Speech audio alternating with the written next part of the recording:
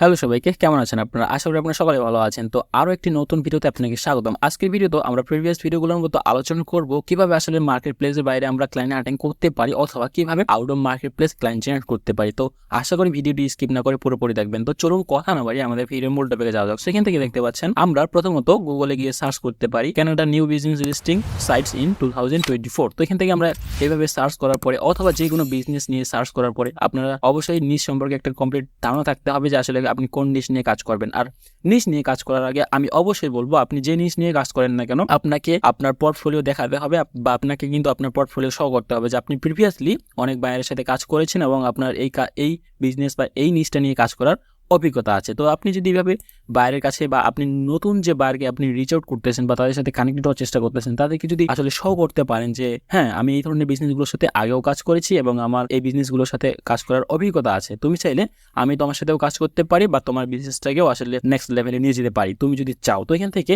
আমরা এই ধরনের স্ট্র্যাটেজি বা এই ধরনের টেকনিকগুলো যদি ফলো করি তাহলে কিন্তু আউট অফ মার্কেট প্লেসেও ক্লায়েন্ট হ্যান্ডলিং করা বা ক্লায়েন্ট জেনারেট করা অবশ্যই পসিবল আমি মনে করি। তো আপনি যদি মনে করেন যে আসলে আউট অফ মার্কেট প্লেসে ক্লায়েন্ট জেনারেট করা পসিবল না তাহলে আপনি শুধুমাত্র মার্কেট প্লেসের উপর নির্ভরশীল হয়ে যাচ্ছেন। আসলে শুধুমাত্র মার্কেট প্লেসের উপর নির্ভরশীল হওয়াটাও একটা বোকামি, কারণ অনেক সময় দেখা যাচ্ছে যে আপনি অর্ডার পাচ্ছেন না বা আপনার গিগ র্যাঙ্কিং হচ্ছে না, আপনার প্রোফাইল র্যাঙ্কিং হচ্ছে না। তো এইভাবে কিন্তু মার্কেট প্লেসের উপর নির্ভরশীল হয়ে বসে থাকাটা একটা বোকামি ছাড়া কিছুই হবে না। তো এখান থেকে আমরা কি করব, এই ধরনের নিশগুলো নিয়ে কাজ করার একটা অভিজ্ঞতা বা একটা পোর্টফোলিও তৈরি করে রাখবো। যখন আমরা অন্যান্য মানুষের কাছে বা অন্যান্য মানুষদের আমরা বাইরে পরিণত করতে চাই তখন কিন্তু আমাদের কি পোর্টফোলিও শো করাতেই হবে। তো এটা হচ্ছে একটা প্রথম টেকনিক এবং আরও টেকনিক আছে আমরা এই ভিডিওতে দেখানোর চেষ্টা করব। তো আমরা আশা করি আপনার ভিডিও স্কিপ না করে পুরোপুরি দেখবেন। তো এখান থেকে আমরা এই ধরনের বিজনেসগুলো সার্চ করার পরে এখান থেকে দেখতে পাচ্ছেন আমরা কিন্তু এই যে এখান থেকে যদি একটু নিচে স্ক্রলিং করি তাহলে কিন্তু অনেকগুলো বিজনেস এখানে লিস্টিং করা আছে একদম ফ্রি, যেটাকে বলে আর কি।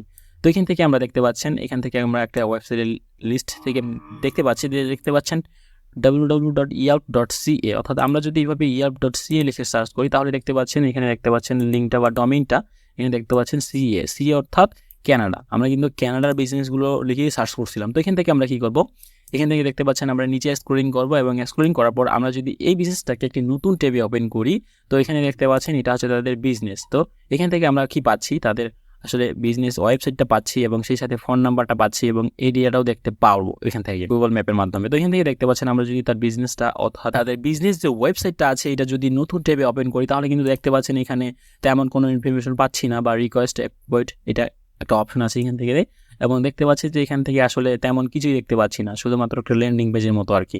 এখান থেকে কন্ট্যাক্ট ইনফরমেশন দেওয়া আছে এবং এখান থেকে ইমেল অ্যাড্রেসটা দেওয়া আছে এবং ফোন নাম্বারটা তো দেওয়া আছে অলরেডি। তো এখান থেকে আমরা কি করবো, ইমেল অ্যাড্রেসটা কালেক্ট করার চেষ্টা করবো, ইমেলে তাদের সাথে কল ইমেলিং করতে পারি এবং ফোন নাম্বারে আসলে আমরা হোয়াটসঅ্যাপ চেক করতে পারি। তো হোয়াটসঅ্যাপ চেক করার জন্য আমরা সিম্পলি কি করতে পারি, এখান থেকে আমরা যদি আবার এখানে ব্যাক করি তো এখান থেকে আমরা উপরে একটু আবার যদি যাই তো এখান থেকে দেখতে পাচ্ছেন এখানে দুইটা সোশ্যাল মিডিয়ার লিঙ্ক পেয়ে যাচ্ছি, একটা হচ্ছে ফেসবুক আর একটা হচ্ছে ইনস্টাগ্রাম।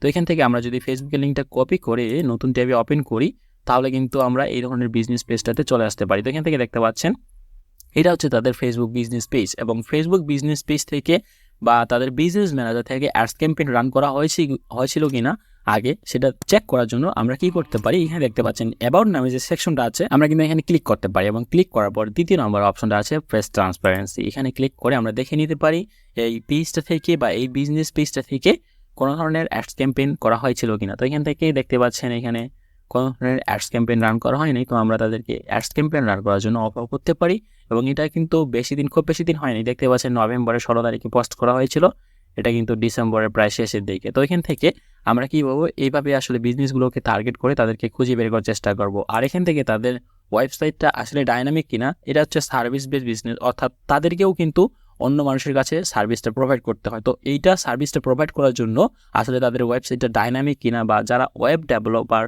বা ওয়েব রিডিজাইন করে আর কি, ওয়েবসাইট রিডিজাইন এই ধরনের সার্ভিসগুলো প্রোভাইড করে তারা কিন্তু এইভাবে ওয়েবসাইটটাকে রিসার্চ করতে পারে। তো এখান থেকে রিসার্চ করার জন্য আমরা যদি এখান থেকে টপ থেকে একদম একবারে নিচে যাই তো এখান থেকে আমরা কি দেখতে পাই, তেমন কিছু দেখতে পাচ্ছি না, বা অন্যান্য মানুষদেরকে অ্যাট্রাক্ট করার জন্য তেমন কিছু সার্ভিস এখানে দেখতেই পাচ্ছি না। শুধুমাত্র দেখতে পাচ্ছি 4টা অপশন আছে, ইন্টেরিয়র, এক্সটেরিয়র, রেসিডেন্সিয়ালস এবং কমার্শিয়াল, এই ধরনের সার্ভিসগুলো তারা প্রোভাইড করে থাকে মূলত। কিন্তু এখান থেকে শুধুমাত্র তারা লগোটা দিয়ে রাখছে এবং এই ধরনের সার্ভিসগুলো রিলেটেড কোনো কিছু যে একটা অ্যাট্রাকটিভ করার জন্য যে রাখছে সেটা কিন্তু আমরা দেখতে পাচ্ছি না। তো এটা অবশ্যই আমি বলবো যে আসলে ইউজার ফ্রেন্ডলি হচ্ছে না। তো যারা ওয়েব ডেভেলপার তারা কিন্তু আমার থেকেও ভালো বেশি বুঝতে পারবে। তো এখান থেকে আমরা কিন্তু এইভাবে তাদের বিজনেস ইনফরমেশনগুলো কালেক্ট করব, অথবা তাদের ফেসবুক অথবা তাদের ইনস্টাগ্রামে যাব এবং যাওয়ার পরে তাদের সাথে কানেক্টেড হওয়ার চেষ্টা করব। প্রথমে কিন্তু আমরা অবশ্যই মার্কেটিং করব না, ঠিক আছে? আমরা তাদের সাথে কানেক্টেড হওয়ার চেষ্টা করব। আপনি যখন তাদের সাথে কানেক্টেড হওয়ার চেষ্টা করবেন বা কানেক্টেড হয়ে যাবেন, তখন কিন্তু দেখা যাচ্ছে যে আপনি তাকে ফলো করতেছেন প্রতিনিয়ত, বা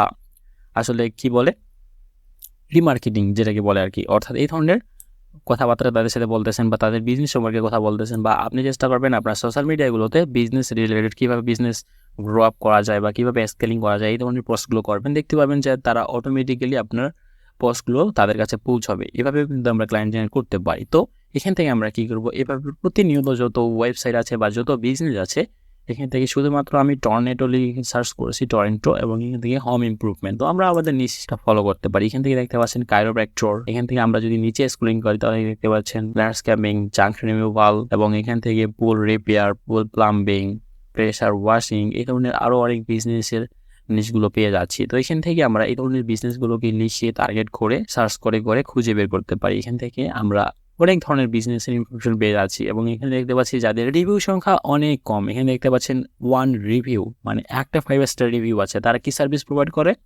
রুফিং সার্ভিস এবং জেনারেল কন্ট্রাক্টর, এই ধরনের সার্ভিসগুলো তারা প্রোভাইড করে থাকে। এবং এখান থেকে আমরা যদি আরও নিচে স্ক্রলিং করি তাহলেও কিন্তু দেখতে পাচ্ছেন এখানে তারা হোম ইমপ্রুভমেন্ট, অর্থাৎ বাড়িঘরের অনেক বেশি ডিজাইন সার্ভিস প্রোভাইড করে বা রিডিজাইন করে, এই ধরনের সার্ভিসগুলো প্রোভাইড করে। আমরা কিন্তু চাইলে এই ধরনের নিশ বেশি বিজনেসগুলোকে টার্গেট করতে পারি। তো এখান থেকে আমরা আসলে যাদের রিভিউ সংখ্যা কম, এখান থেকে দেখতে পাচ্ছেন অনলি 6টা রিভিউ আছে। তো এই ধরনের বিজনেসগুলোকেই টার্গেট করতে পারি। তো এখান থেকে আমরা তাদের ফেসবুক অথবা সোশ্যাল মিডিয়াগুলো যেগুলো থাকে, লিঙ্কডইন, ইনস্টাগ্রাম, এই ধরনের সোশ্যাল মিডিয়াগুলো কালেক্ট করবো, আর ইমেলটা অবশ্যই কালেক্ট করবো। আমরা ইমেলে আসলে কল ইমেলিং করতে পারি। তো এইভাবে আমরা যদি কাজ করি যাই মূলত কন্টিনিউয়াসলি, তাহলে কিন্তু আমাদের ক্লায়েন্ট পাওয়ার প্রবণতাটা বেড়ে যাবে। এবং আপনি অবশ্যই ক্লায়েন্টকে আপনার প্রিভিয়াস কাজের পোর্টফোলিও শো করবেন, তাহলে কিন্তু আউট মার্কেট প্লেসে ক্লায়েন্ট পাওয়ার পসিবিলিটি বেড়ে যাবে আর কি আপনার। আর শুধুমাত্র যদি মার্কেটের উপর নির্ভরশীল হয়ে থাকেন তাহলে সেটা বোকামি হয়ে যায় এক ধরনের। কারণ যারা আমরা নতুন সেলার, মার্কেট প্লেসে নতুন কাজ করার জন্য আসলে গিগ তৈরি করি অথবা প্রোফাইলটা সেট আপ করি, কিন্তু আমাদের দুর্ভাগ্যবশত খুব কমই আসলে র্যাঙ্ক হয়, অথবা অনেকে দেখা যায় যে র্যাঙ্কই হয় না, বা কোনো ধরনের ইমপ্রেশন কম, অথবা ক্লিক থ্রু রেট কম, অথবা আপনি কোনো ধরনের বাইরের নক পাচ্ছেন না, তাহলে আপনি কিভাবে চেষ্টা করবেন? শুধুমাত্র মার্কেট প্লেসের উপর নির্ভরশীল হয়ে কাজ করলে আসলে বোকামি হবে। এইভাবে আমরা কিন্তু আউট অফ মার্কেট প্লেসেও চেষ্টাটা করতে পারি। চেষ্টা করতে তো কোনো বাধা নেই ভাই, আপনি চেষ্টা করেন, অবশ্যই কোনো না কোনো একদিন তো ক্লায়েন্ট পাবেন। শুধুমাত্র আমি ভিডিওটা তৈরি করলাম আর আপনি ভিডিও দেখলেন আর আপনি ক্লায়েন্ট পেয়ে গেলেন, এমনটা তো না রে ভাই। তো এইভাবে আমরা যদি কন্টিনিউয়াসলি আসলে ক্লায়েন্ট খোঁজাখুঁজি করতে পারি, আর যত বেশি ক্লায়েন্টের ইনফরমেশন কালেক্ট করবেন অথবা লিড কালেক্ট করবেন, তত বেশি আসলে ক্লায়েন্ট পাওয়ার প্রবণতা বেড়ে যাবে। একটা না একটা রেসপন্স তো আসবেই রে ভাই। আপনি যদি ভালোভাবে আসলে তাদেরকে অফারটা করতে পারেন, অর্থাৎ কানেক্টেড হওয়ার পরে, অবশ্যই বলবো না যে কানেক্ট হওয়ার সাথে সাথে আপনি তাদেরকে অফার করবেন। কানেক্টেড হন আগে, তাদের সাথে পরিচিত হন, বা হাই হ্যালো এই ধরনের তাদের বিজনেসটা সম্পর্কে কথা বলেন, তারপরে আপনি তাদেরকে অফার করতে পারেন। তো এখান থেকে আমরা শুধুমাত্র ইয়েল্প লিখে সার্চ করে, অর্থাৎ ইয়েল্পের যে ডোমেইনটা আছে এখান থেকে দেখতে পাচ্ছেন ইয়েল্প থেকে CA, অর্থাৎ কানাডা কান্ট্রিটাকে আমরা টার্গেট করছি। এবং এখান থেকে দেখতে পাচ্ছেন আমরা যদি আরও ওয়েবসাইটে যাই, yellowpages.ca, এখান থেকেও কিন্তু CA আমরা কিন্তু ডোমেইনটাকে ফলো করতেছি, যে ডোমেইনটা কি কানাডা থেকে, এখানেও দেখতে পাচ্ছেন CA.ca। তো আমরা এখান থেকে চাইলেও আমরা এখানেও অনেক ধরনের কিওয়ার্ড লিখে সার্চ করে আসলে ক্লায়েন্টের কাছে পৌঁছতে পারি, বা ক্লায়েন্টের বিজনেসের ইনফরমেশনগুলো কালেক্ট করতে পারি। তো এইটাই হচ্ছে মূলত আজকের ভিডিও। দেখা হচ্ছে পরবর্তী কোনো ভিডিওতে। সে পর্যন্ত ভালো থাকবেন, সুস্থ থাকবেন। ধন্যবাদ সবাইকে।